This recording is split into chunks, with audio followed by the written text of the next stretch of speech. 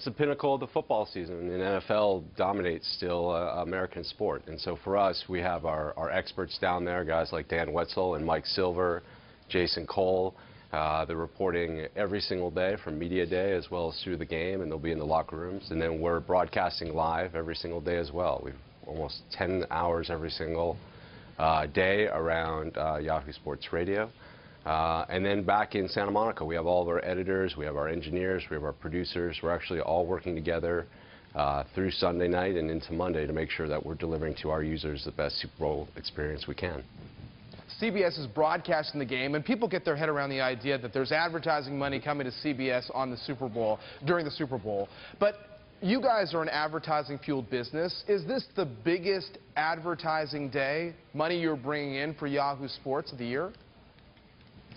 You know, for us, the first focus that we have is on the users and making sure that the experience is perfect for them, and that we're leveraging our partnerships with NBC, that we're leveraging our own talent, and that we're delivering an experience for them around the game, both the game itself and all the events leading up to it that matters the most. Of course, we have tremendous sponsors that we bring into that experience as well. Citi, we're working with Citi around our NFL show that airs all week.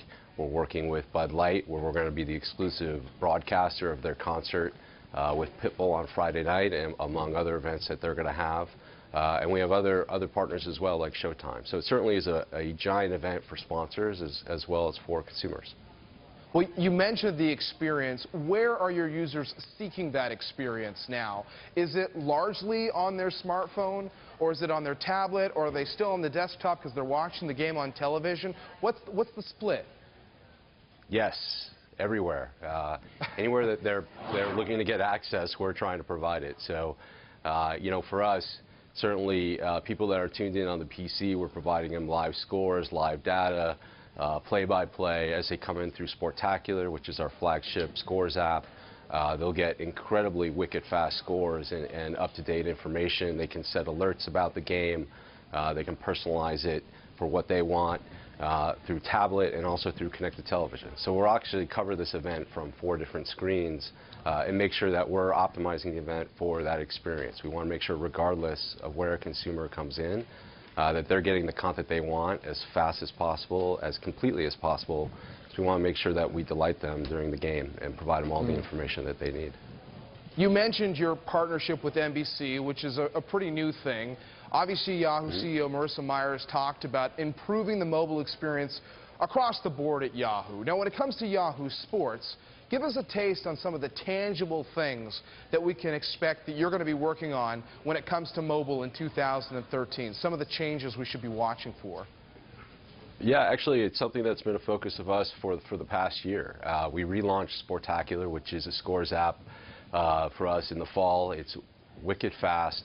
It allows you to get to any team, any score, any piece of information basically within 3 taps.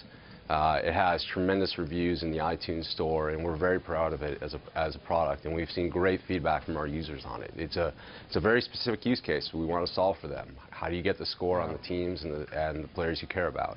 And then fantasy sports, I think, is the other area that we've seen tremendous growth in mobile.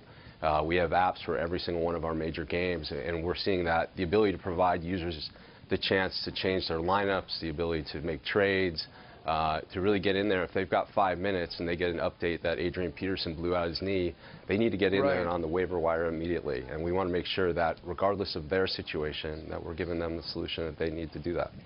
And really quickly before we go, staying with fantasy, could it become a more social product if people want to, you know, have more of a fantasy experience with people who are actually around them in the neighborhood that they didn't know? Are you going down that road?